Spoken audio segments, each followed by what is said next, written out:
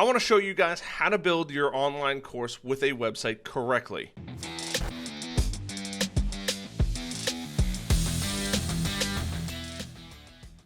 Hey guys, Harrison Barron, harrisonbarron.com, and in this video, like I said, we are going to be going over the right way to set up your online course. Now, there is a lot of controversy around this area, and I want to demystify with my results. Now, you might be thinking, Harrison, what kind of results could you possibly have that will help bring me clarity? Now, here is where it gets a little crazy, and this is something that is a bit based in theory because there's no specific right or wrong way to do this.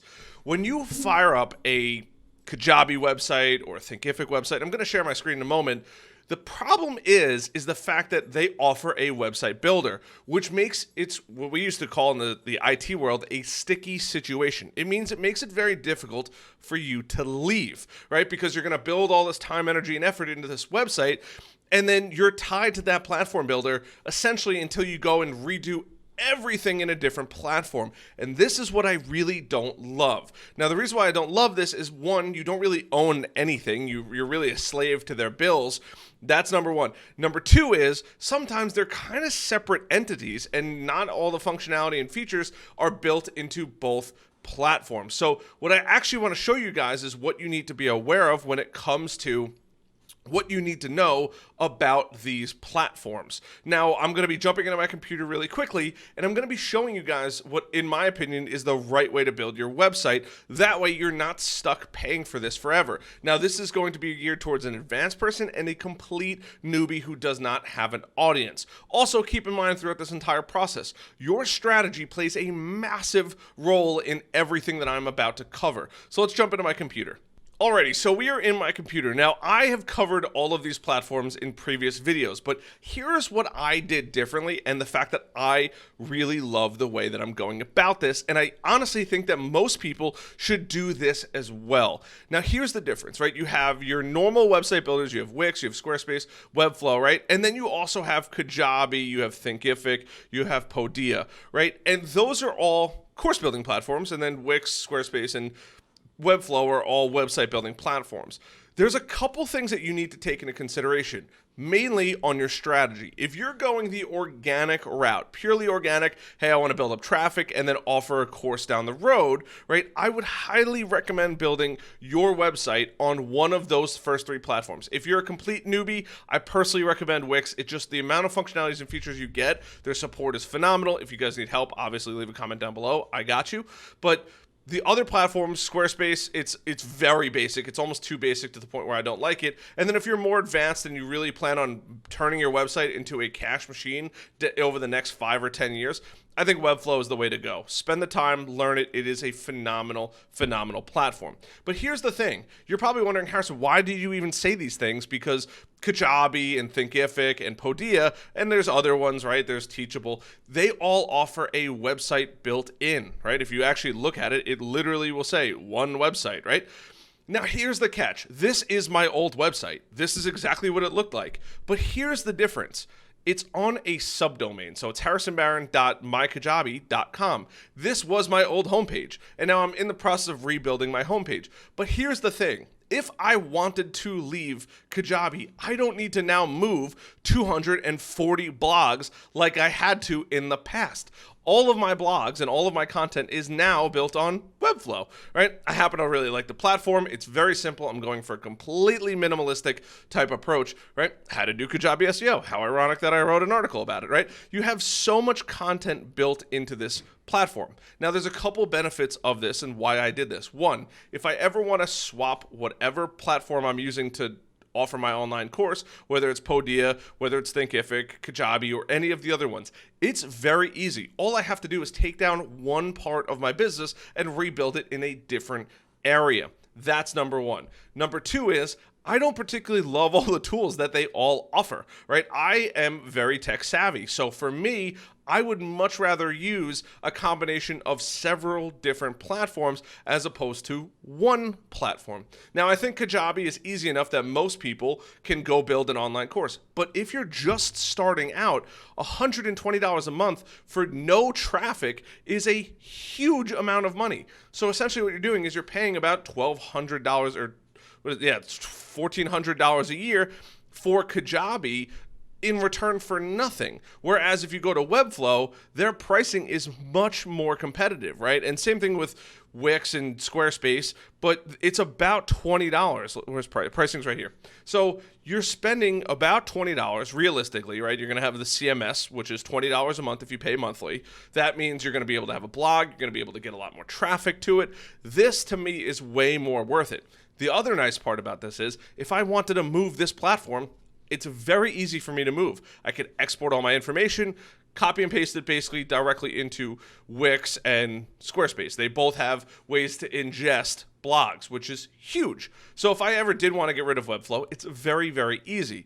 The problem that I ran into with Kajabi that triggered this whole series is I had 200 blogs written in here. I mean, you can literally see them. Oh, it says 404. We got rid of all of them. They're now all on my personal website. So that's the difference with, I mean, look at how many pieces of content this is. This is crazy, right, to think about. I had to copy and paste every single one of those. This is the difference between having your website hosted on a different platform. And if you're just starting out and you really don't have a strategy, build the SEO traffic first. Don't sit there and be like, oh, you know what, I'm going to run ads. Start working on your SEO strategy right away, because then you can start to get that traffic that will eventually make you money. This is where a lot of people seem to go wrong. They're like, well, I'm just going to start a Kajabi website or a Thinkific website or a Podia website, which I'm not against. The catch is you're spending way more money than you need to, and you don't even have a full-blown strategy. So yes, I'm not against you guys starting out at, either Podia or, like I said, Thinkific or Kajabi, but to spend $100 a month when you don't have any game plan, you don't have any traffic, you're burning money. Whereas if you built it on Webflow or Squarespace or Wix, right, the general price being about $20 per month, $240 a year is way more digestible than it would be to spend $100 per year. And then once you figure out what strategy you want to go with, and it doesn't particularly matter what website builder, I'm just using these as the examples, then you can always add on, just like I have now. I have harrisonbarron.mykajabi.com, right? That is, in my opinion, the best way to do it, because if I ever wanted to get rid of Kajabi, or if I ever want to get rid of Podia, or if I ever want to get rid of Thinkific, it's far easier for me to leave them than it would be having all of my content in one place. That's how they make it sticky. So being sticky is not always a bad thing, but, and some of these platforms having it all in one place is phenomenal. But if you're really tech savvy and you want to use a bunch of different softwares like ActiveCampaign or HubSpot or whatever you choose, this is where you can really start to thrive in building your business. And I'm not saying that there's a right or wrong. It's just whatever you prefer. If you're just starting out, start the website first. Get used to building websites and figuring out how it all works, right? This is a phenomenal platform to have, right? Even if you wanted to use this on top of your website builder, whether it's Wix, Squarespace, or Webflow, you're talking about $9 a month. So all in, you're still at $30 a month, and this is going to be where your entire business can live. You can send out email marketing campaigns, you have email automation.